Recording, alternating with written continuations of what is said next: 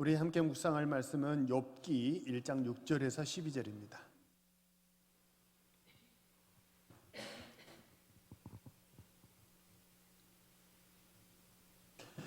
구약성경 욥기 1장 6절에서 12절의 말씀 우리 함께 읽겠습니다. 찾으셨으면 욥기 1장 6절에서 12절의 말씀 함께 읽습니다. 6절입니다. 하루는 하나님의 아들들이 와서 여호와 앞에 섰고 사탄도 그들 가운데 온지라. 여호와께서 사탄에게 이르시되 내가 어디서 왔느냐. 사탄이 여호와께 대답하여 이르되 땅을 두루 돌아 여기저기 다녀왔나이다. 여호와께서 사탄에게 이르시되 내가 내 종 욥을 주의하여 보았느냐. 그와 같이 온전하고 정직하여 하나님을 경외하며 악에서 떠난 자는 세상에 없느니라. 사탄이 여호와께 대답하여 이르되 욥이 어찌 까닭없이 하나님을 경외하리이까. 주께서 그와 그의 집과 그의 모든 소유물을 울타리로 두르심 때문이 아니니까. 주께서 그의 손으로 하는 바를 복되게 하사 그의 소유물이 땅에 넘치게 하셨음이니이다. 이제 주의 손을 펴서 그의 모든 소유물을 치소서. 그리하시면 틀림없이 주를 향하여 욕하지 않겠나이까. 여호와께서 사탄에게 이르시되 내가 그의 소유물을 다 내 손에 맡기노라. 다만 그의 몸에는 내 손을 대지 말지니라. 사탄이 곧 여호와 앞에서 물러가니라. 아멘. 할렐루야. 한번 우리 앞뒤 좌우 옆 사는 거 서로 인사하시죠. 하나님 당신을 사랑하십니다. 한 번 더 인사하시죠. 무더위에 건강하세요. 한번 고백하겠습니다. 나는 복받은 사람입니다. 나는 복받은 사람입니다. 하나님의 상황과 상관없이, 감정과 상관없이 하나님의 돌보시는 은혜와 축복이 우리 성도님들 삶 가운데 항상 함께하는 줄 믿으시기를 바랍니다. 오늘은 이제 욥이 받은 복, 내가 받은 복이라는 제목으로 하나님 말씀을 전하겠습니다. 욥기는 우리가 구체적인 내용까지는 다 이렇게 모르더라도 대략적인 내용을 아마 다들 아실 거예요. 42장 10절 마지막 장에 가보면요. 욥의 말년에 하나님이 갑절에 축복을 주셨다, 복을 주셨다 이렇게 말씀합니다. 욥이 갑절의 복을 받았다는데요. 욥이 받은 갑절의 복이 뭘까요? 흔히 우리는 소유를, 물론 그 42장 10절에도 보면 하나님이 욥의 소유를 2배로 갑절로 축복하셨다 이렇게 말씀하시니까 욥이 받은 복은 소유의 축복이다. 재산이 많아진 것. 그것이 축복이라고 우리는 흔히 생각합니다. 실제로 1장에서 말하는 재산과 42장에서 말하는 재산은요, 정확히 2배입니다. 주보에 보면 제가 표시를 해놨는데요. 정확히 이렇게 2배를 이렇게 성경은 말하고 있어요. 그러니까 재산은 2배가 된 게 맞아요. 근데 자녀는 어떻습니까? 자녀는 2배가 됐나요? 그것도 1장과 42장을 비교해 보면요. 자녀는 2배가 되지 않았어요. 1장에서는 아들이 7, 딸이 3이었는데 42장에 가보면 여전히 아들은 7이고 딸은 3입니다. 자녀의 수는 변함이 없다는 거예요. 왜 그럴까요? 자녀는 재산이 아니기 때문에 그래요. 한번 생각해 보세요. 저희 집에 우리 성도님들이 다 아는 밥 잘 먹는 아들이 하나 있습니다. 푸드파이터. 밥을 잘 먹어. 근데 이 아들이 하나 있는데요. 이 아들이 생각하기도 싫지만 죽었습니다. 아무도 슬퍼하지 않아. 남의 일이라 이거죠 지금. 아들이 하나 있는데 이 아들이 죽었어요. 그런데 그 아들이 죽고 나서 하나님이 아들을 2를 나에게 주었어요. 그렇다고 해서 자식의 복을 받았다라고 말할 수 있을까요? 새로 아들을 둘을 얻었다고 해도 이전에 그 죽은 아들을 새로 태어난 아들이 대신할 수 있어요, 없어요? 없잖아요. 그래서 자녀를 잃은 그 부모의 슬픔은 엄청 크고도 깊잖아요. 제 이제 모교에서 제 친구가 20살 때, 대학교 1학년 때 서울대 정치외교학과였는데 인도네시아로 코이카 이제 군 복무 대신해서 갔다가 휴가 때 수영하다가 파도에 쓸려서 죽었어요. 또 광주 공항에 지금도 기억이 나요. 이제 시신이 관이 들어왔는데 그날 비가 왔어요. 그래서 망월동 국립묘지에 이제 가족이 한 삽 뜨고 지인들이 이제 한 삽씩 떠서 친구를 매장했는데요. 그 부모님이 거의 실어증에 걸리셨어요. 말을 잃어버리는 거예요. 제가 동국교회 부임하기 전에 했던 교회에서 TV에 보도됐던 사고가 하나 있었는데 인천대교에서 뭐 몇 중 추돌 사고가 나서 일가족이 다 죽었는데 아들 하나만 살았어요. 엄마, 아빠, 형이 다 죽었어요. 그리고 막내 아들 하나만 살았어요. 그 할머니죠. 그러니까 이 죽은 아들이 서울대 교수였거든요. 근데 이 죽은 아들의 어머니가 제가 담당하는 교구였는데 똑같아요. 실어증에 걸리시더라고요. 말을 잃어버리시더라고요. 그러니까 자식은 새로 둘이 태어나더라도 이전에 죽은 아들을 대신할 수가 없다는 거예요. 자식은 재산처럼 내가 1억을 잃었는데 2억을 새로 벌었으니까 괜찮네. 복 받았네. 이렇게 말할 수가 있는 게 아니라는 거예요. 그래서 욥이 말년에 받은 복은 소유에 대해서만 갑절의 축복을 받았거든요. 재산에 대해서는 갑절의 축복을 받은 게 맞는데 그러면 양이 뭐 7천이었다가 14,000이 된 거, 소가 500결이었는데 뭐 1000결이가 된 거, 이게 욥이 받은 복의 전부라고 한다면 그가 그동안 고생했던 게 너무 허망하지 않을까요? 그죠? 진짜 욥이 받은 복, 욥이 받은 영적인 축복이 있거든요. 그것을 오늘 세 가지를 나누고자 합니다. 제가 나누는 이 세 가지 영적인 축복, 우리 동원의 모든 성도님들도 다 받아 누리시기를 주님의 이름으로 축복합니다. 첫 번째 욥이 받은 복은요, 하나님께서 믿어주신 복이에요. 8절에 보면요, 하나님께서 사탄에게 욥을 칭찬하세요. 근데 하나님이 이제 욥을 칭찬하시는데 그 칭찬이 네 번이나 반복돼요. 뭐냐면 첫째는 온전하고, 둘째는 정직하고, 셋째는 경외하고, 넷째는 악에서 떠났다. 8절에 그렇게 말씀합니다. 네 번이나 칭찬해요. 정말 최고의 칭찬 아닙니까? 자, 하나님께 온전하다 칭찬 받으신 분 계십니까? 하나님께 정직하다, 참 정직한, 저 성도는 참 정직해. 칭찬 받으신 분 계십니까? 혹시 저 성도는 하나님을 참 경외하는, 하나님 두려워하는 사람이야 라고 칭찬받으신 분 계십니까? 그래서 하나님을 내 눈앞에 계신 것처럼 두려워하면서 사는 게 참 복인데, 이 시간 우리가 예배하는 이 시간에도 우리 옆에, 내 앞에, 우리 가운데 하나님의 좌정하시고 우리 예배를 받으시는 줄로 믿으시길 바랍니다. 예배는 신령과 진정으로 드려야 되는 거예요. 딴청 피우면 안 돼요. 네 번째, 악에서 떠났다. 모든 죄를 싫어하고 죄를 안 짓는 거예요. 정말 최고의 칭찬이 연거푸 4번이나 욥에게 반복이 됩니다. 그러니까 구절을 보면요, 사탄이 욥을 정말 비난합니다.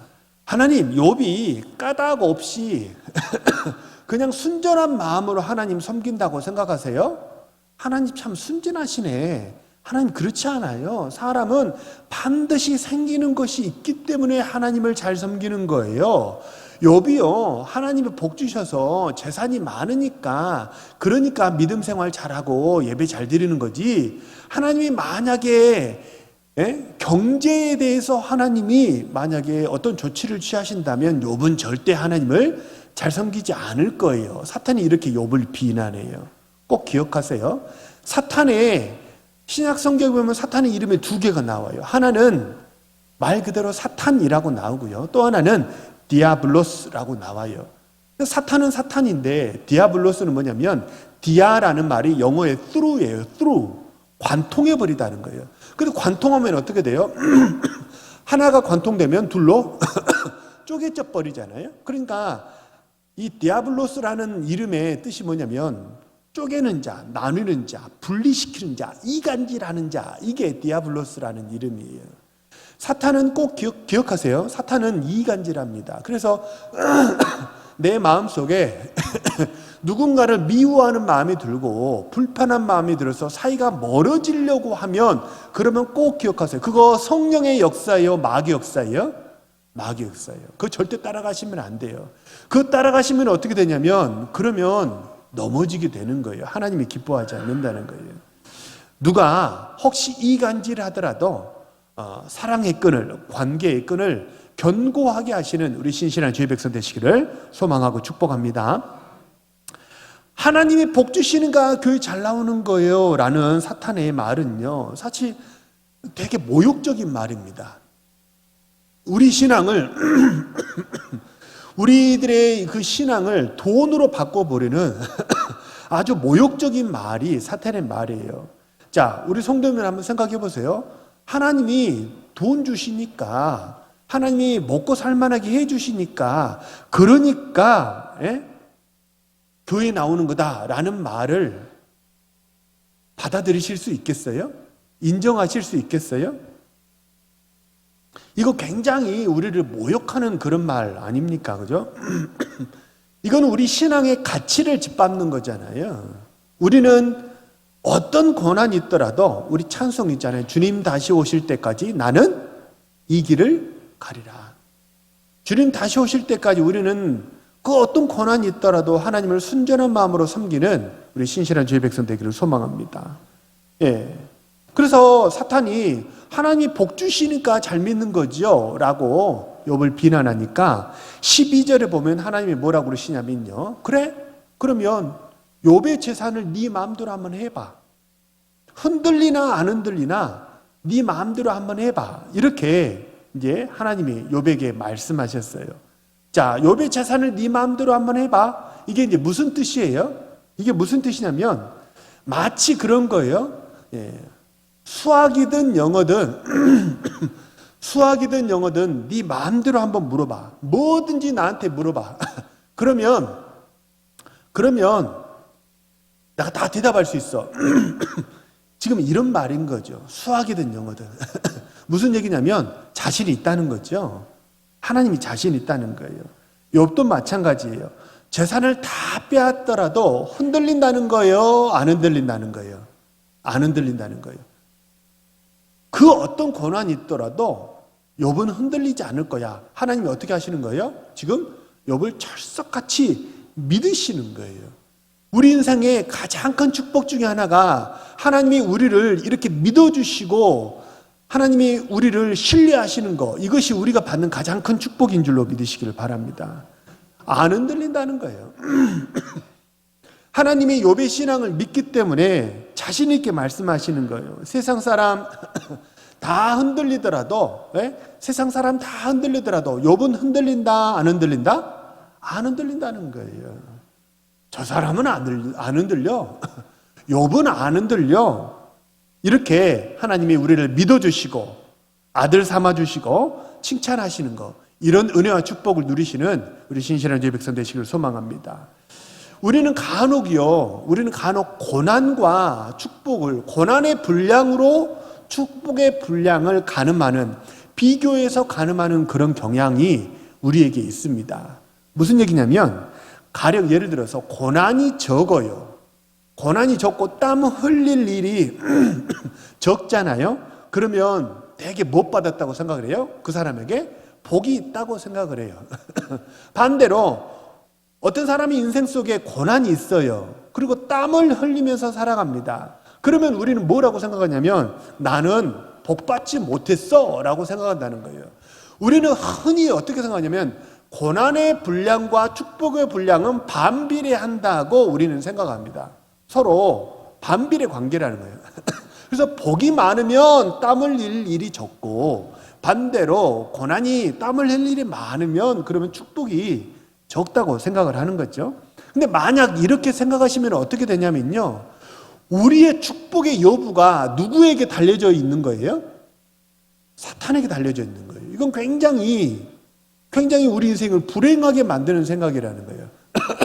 내가 축복받고 저주받고 내가 내 인생에 복이 있다 없다의 그 결정권이 누구에게 있는 거예요? 사탄에게 있는 거예요. 만약 사탄이 우리를 공격합니다. 만약 욥처럼 사탄이 우리 인생에 땀 흘릴 일을 만들고 우리 인생에 고난을 주었다고 한다면, 그러면 하나님이 아무리 우리에게 복을 주시려고 해도 그 복이 효과가 있어요, 없어요? 없다는 결론이 도달하게 되는 거예요. 반비례라면. 고난이 많으면요, 축복이 적어져 버리는 거예요. 하나님이 우리를 복 주셨는데 아니야, 복 주신 게 아니야.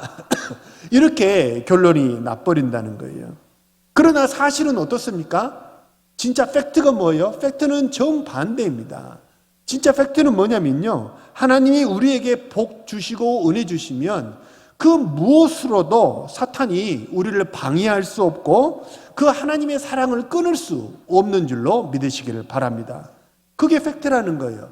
우리 로마서 8장 38절 39절 우리 같이 한번 읽어볼까요? 시작. 내가 확신하노니 사망이나 생명이나 천사들이나 권세자들이나 현재일이나 장래일이나 능력이나 높음이나 기쁨이나 다른 어떤 피조물이라도 우리를 우리 주 그리스도 예수 안에 있는 하나님의 사랑에서 끊을 수 없으리라.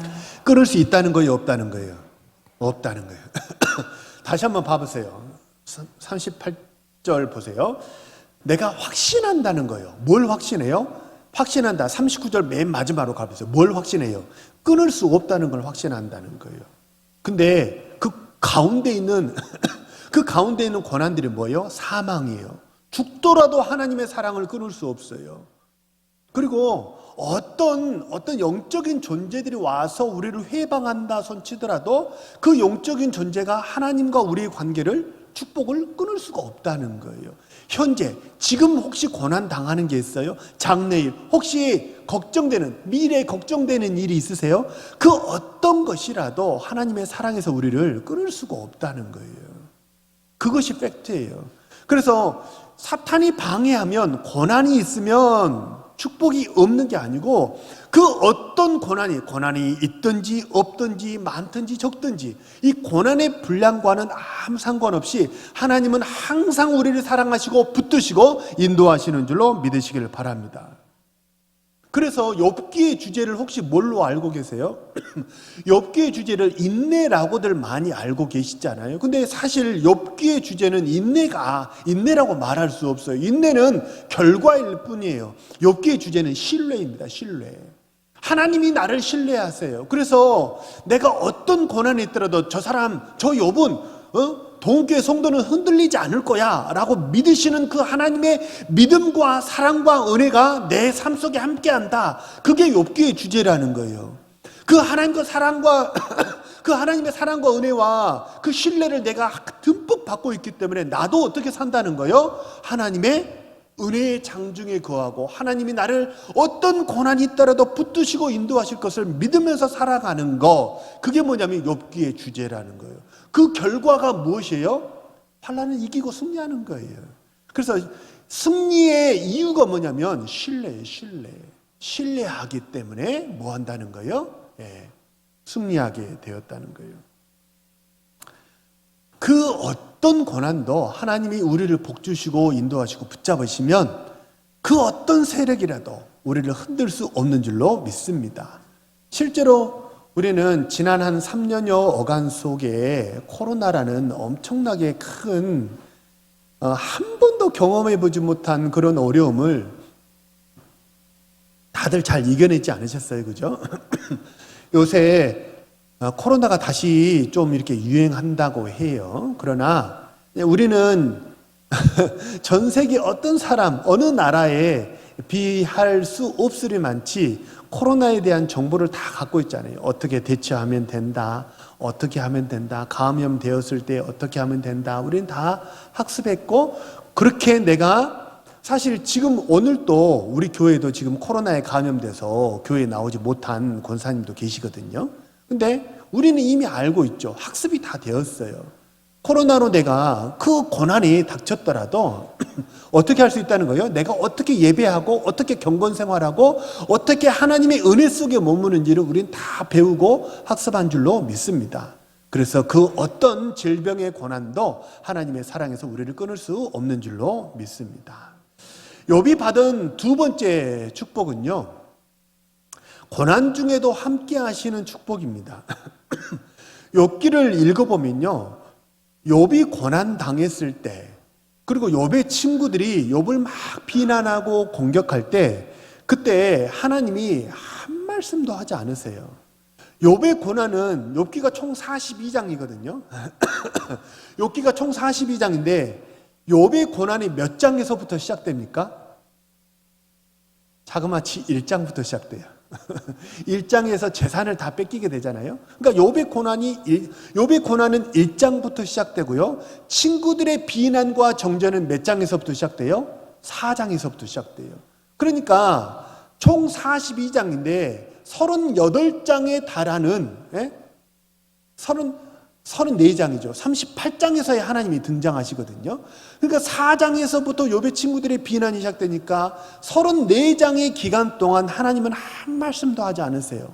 그리고 42장인데 1장부터 고난이 시작됐으니까 37장의 기간 동안 하나님은 욥의 고난에 대해서 가타부타 말씀을 하지를 않으세요. 왜 그러셨을까요? 왜 하나님은 침묵하셨을까요? 지금은 이제 코로나를 거치면서 이게 좀 TV에 잘 이렇게 그런 화면들이 잘 안 잡히더라고요. 혹시 기억나세요? 코로나 이전의 얘기입니다. 11월 달이 되면 수능이 있잖아요. 11월 달 수능 때 보면 아들들, 딸들이 다 이제 시험 보러 딱 들어가면 엄마가 학교까지 따라가가지고 아들, 딸, 힘내. 잘할 수 있어. 응원하고, 그리고 시간이 되면 교문에 철문이 딱 이렇게 닫히잖아요. 근데 엄마가 집에 가요, 안 가요? 안 가요.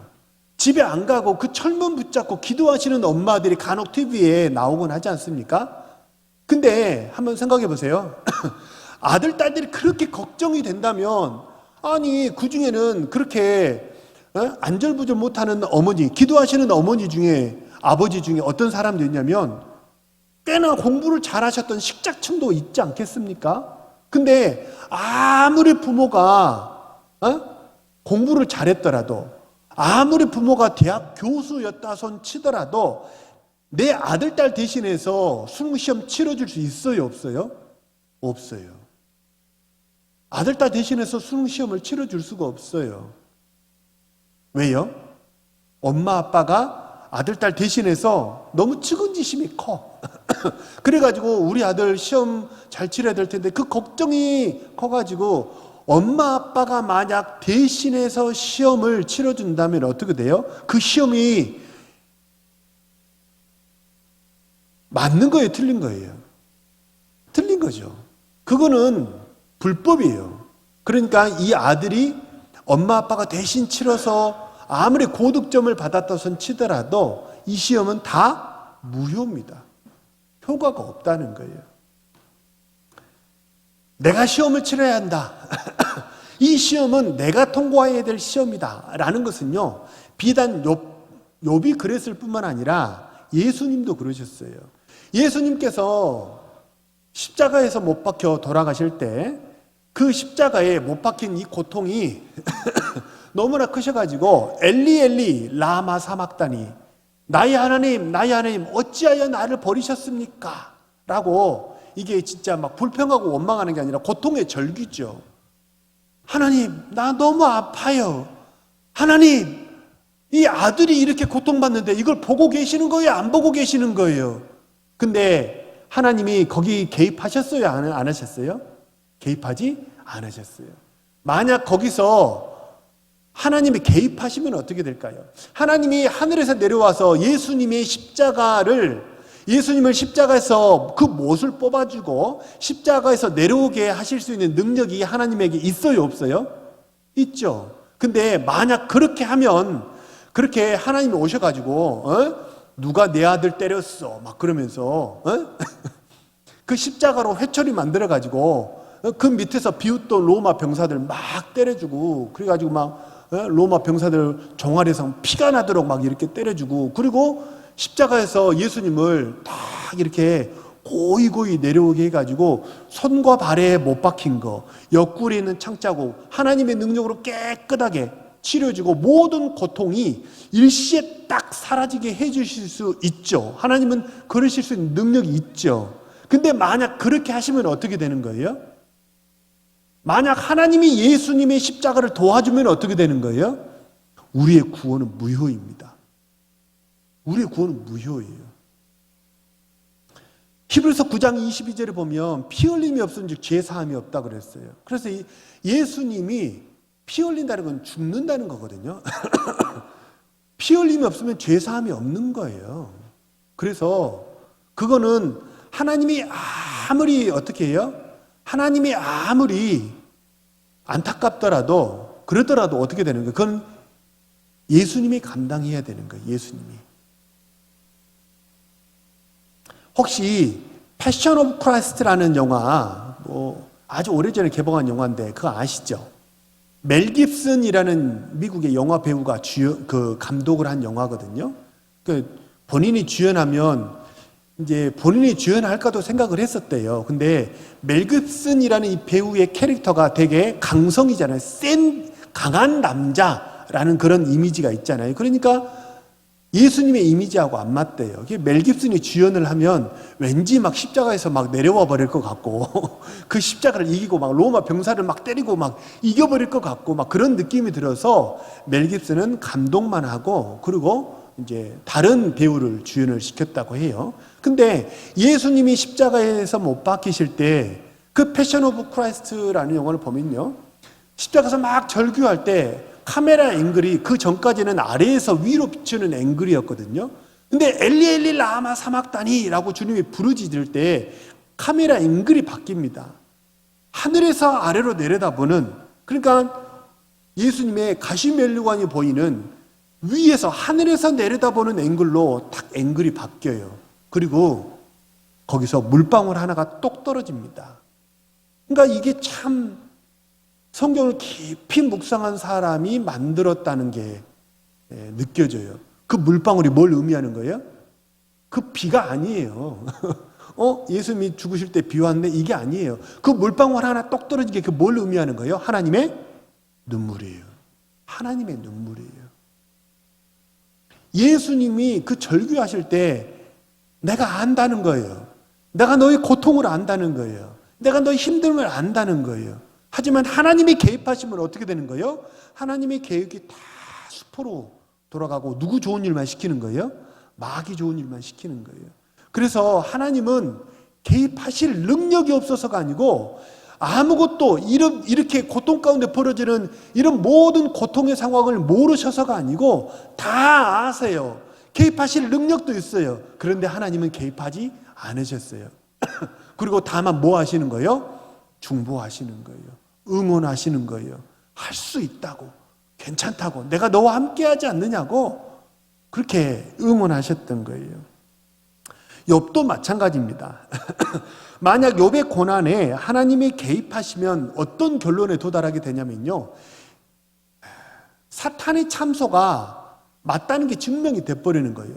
사탄의 비난이 뭐였냐면 하나님이 복 주시니까, 하나님이 울타리로 이렇게 보호하시니까 욥이 저렇게 신앙생활 잘하는 거지, 그 울타리 보호막 다 걷어내버리고 하나님이 만약 보호하지 않으시고 울타리를 걷어낸다는 것은 보호하지 않는다는 거예요. 그리고 하나님이 그 욥의 재산들을 다 이렇게 흩어버리신다면 그러면 반드시 결론이 달라질걸요. 그래서 지금 이렇게 욥의 고난이 시작된 거잖아요. 그게 증명이 맞다는 게 증명이 돼버린다는 거예요. 욥은 하나님이 보호하지 않으시면 절대 고난을 통과하지 못한다는 게 하나님이 도우시면 맞다는 게 증명이 돼버리는 거예요. 그래서 어떻게 되냐면 욥의 고난을 하나님은 다 아세요. 1장에서부터 시작된 욥의 고난을 다 알고요. 4장에서부터 시작된 친구들의 비난과 정죄를 하나님은 다 아신다는 거예요. 너무나 속이 상해요. 내 아들이 저렇게 나를 경외하고 믿음 좋은 아들이 억울하게 누명 쓰고 비난을 당하는 이 상황이 하나님은 너무나 마음이 아프시다는 거예요. 근데 하나님은 개입하실 수가 없어요. 왜요? 개입하면 사탄이 승리하는 게 돼버리기 때문입니다. 하지만 하나님은 어떻게 하셨어요? 욥과 함께 하셨는 줄로 믿으시기 바랍니다. 하나님은 욥과 함께 하셨고 욥을 응원하셨고 말할 수 없는 탄식으로 중보하시면서 욥이 이길 수 있도록 하나님이 힘을 주시고 능력을 주셨다는 거예요. 우리도 마찬가지입니다. 마치 이런 어린아이가 아빠하고 같이 걷다가 아빠 나 다리가 아파서 나 못 걷겠어. 도저히 못 걷겠어. 그러면 어떻게 하셨어요?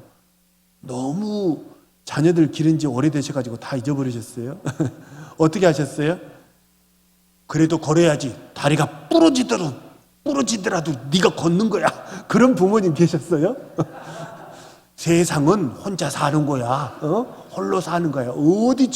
어디다 숟가락 얹고 있어? 그런 부모님 안 계시죠? 아이가 다리 아프고 도저히 못 걷겠다면 그러면 어떻게 해요? 아이를 품에 안죠. 아이를 등에 업죠.